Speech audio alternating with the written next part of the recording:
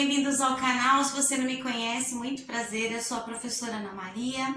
E se você não fez a sua inscrição ainda, faça, clique aqui embaixo, inscreva-se. Eu sempre trago uma novidade para você. Hoje eu estou trazendo da colocação pronominal. Eu vou separar em 3 vídeos e depois colocá-los em um. Hoje eu vou tratar a próclise. Lembrando que o segundo vai ser a mesóclise e depois a ênclise. Puxa, mas que nome horrível! É isso mesmo. Mas fazer o quê? Faz parte da língua portuguesa, né? Veio dessa coleção Panoramas. Ele já está atualizado para as normas da BNCC. É um livro do 9º ano e só se aprende-se próclise, mesóclise e ênclise, né? A partir do 9º ano. Então, este livro, essa coleção Panoramas, serve para 9º ano e o ensino médio, ou seja, 1º, 2º e 3º ano colegial também, e cai no vestibular, tá bom? Se você é um concurseiro, por exemplo, tem que estar por dentro. Então, hoje, próclise, nós vamos ver agora a teoria do que é a próclise, e na prática eu trouxe 2 exemplos. Então, lembrando, P de próclise é o que vem primeiro, antes do verbo, essa já é a diquinha.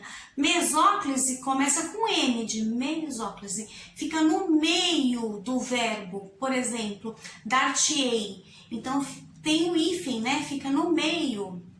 Ou a próclise, ênclise, né? Que vai ser o 3º e último vídeo. Ênclise vai ficar no final. Lembra do the end em inglês, que é o fim? Então, vai ficar para o final, ou seja, depois do verbo. Então, hoje a gente vai tratar o primeiro, próclise, lembra que começa com P de primeiro, ou seja, que vem antes do verbo. Vamos ver agora o conceito do que é próclise. Colocação pronominal primeiro, próclise. Colocação do pronome átono antes do verbo. E ocorre também quando o verbo é precedido, ou seja, vem antes de palavras ou expressões que atraem o pronome átono. Exemplos de casos podem ocorrer em casos de verbos precedidos de palavras ou expressões de sentido negativo, também de advérbios ou locuções adverbiais, pronomes relativos, pronomes interrogativos, pronomes indefinidos e pronomes pessoais retos. Todos esses eu tenho os vídeos aqui no canal, vou deixar abaixo na descrição. Bom, então o primeiro exemplo de próclise eu trouxe a frase que é a seguinte, eu vou deixar embaixo aqui para vocês. Não encontrei um livro que me indicaram. Veja, nem sempre a próclise ela tem que ser numa única oração. Agora, esse exemplo que eu trouxe está separado em 2 orações. Por quê? Porque eu tenho 2 verbos. Então, a quantidade de oração depende da quantidade de verbos ou locuções verbais, que são 2 verbos juntos, né? Então, eu tenho o verbo encontrar e, que quando eu falo encontrei, já sei que o sujeito sou eu, mesmo que ele seja oculto, que é neste caso, ele não aparece, mas o verbo já está dizendo que é a primeira pessoa do singular. Encontrei, presente de indicativo. Encontrei agora. Eu, o sujeito da oração. E o outro, o verbo, é indicaram, que é do verbo indicar, quando eu falo o verbo no infinitivo. Indicaram, terminou em M de Maria, eu já sei que é a 3ª pessoa do plural, tá? Então, alguém que me indicou, né? Indicou a mim mesmo. Então, como eu já falei o conceito da próclise, lembra que eu falei que tem uma negação que vem precedido, que é precedido antes do verbo, que vem antes do verbo? Então, não é uma negação, já é uma indicação da próclise.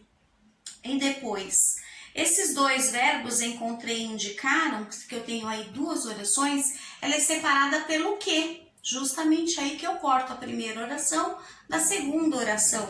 A primeira oração ela se encontra de não encontrei o livro e depois a segunda oração que me indicaram.